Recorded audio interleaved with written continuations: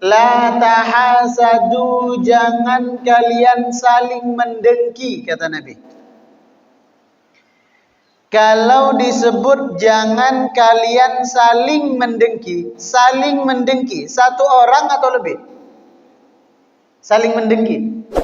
Kalau disebut jangan mendengki satu orang.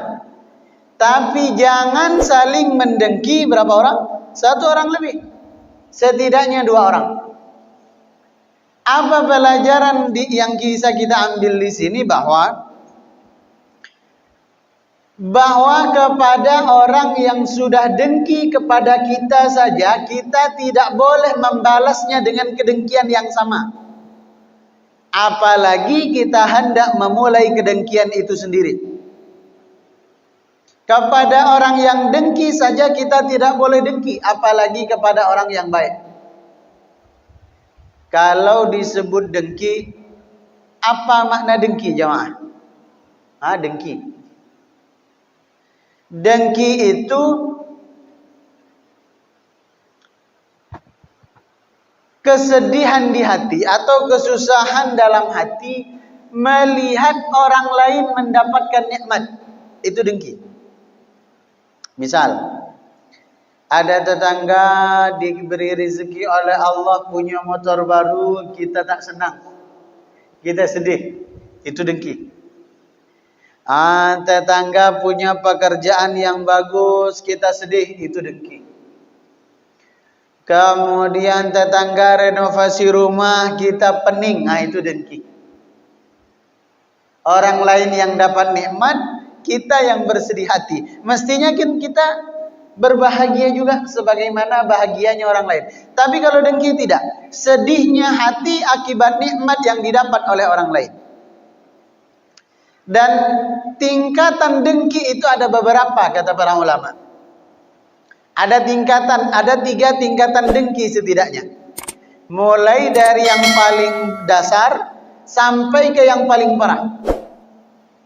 Yang pertama, kata para ulama, tingkatan dengki yang paling bawah adalah ketika timbul ketidaksukaan terhadap nikmat yang diperoleh oleh orang lain.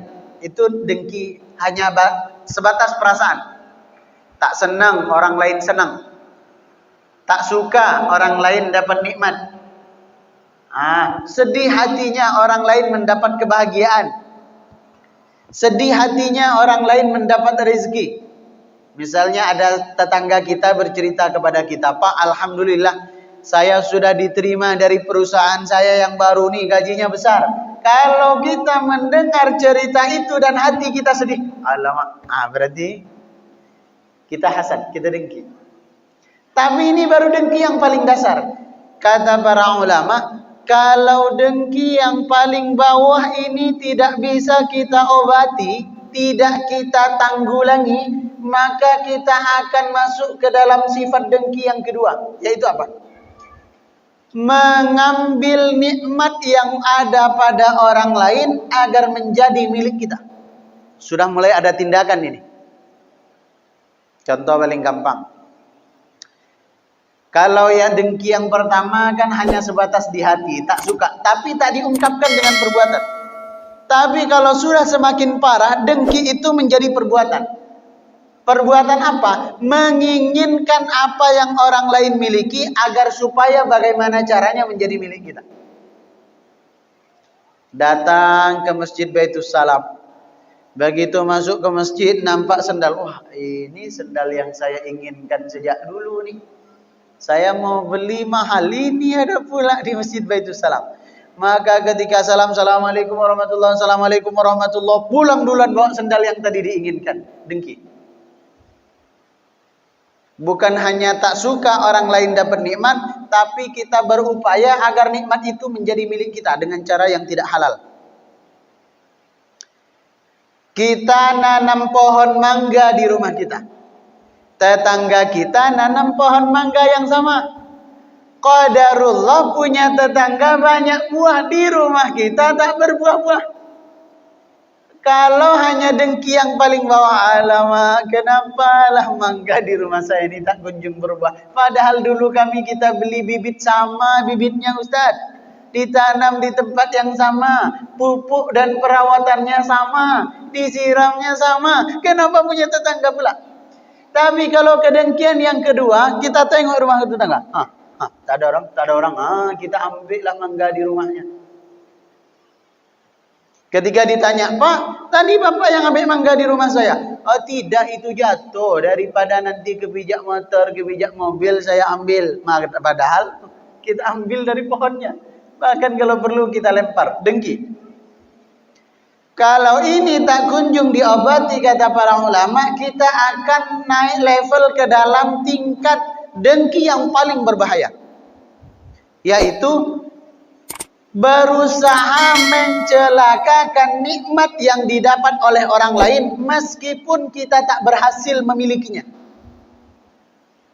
Contoh, kalau sendal kan masih bisa kita curi, buah-buahan masih bisa kita ambil tanpa izin. Tapi kalau kita punya tetangga, dia punya mobil baru, tak mungkin kita ambil. Cuma kalaupun berhasil diambil, mau diletak di mana? Kira kita bertetangga. Maka apa yang terjadi? Usaha mencelakakan nikmat yang ada pada orang meskipun kita tak berhasil memiliki. Tengah malam kita lewat di depan rumahnya bawa koin, baret mobil tetangga. Dengki. Misalnya ada tetangga rumahnya baru saja direnovasi, tiba-tiba malam hari pecah kaca. Dengki.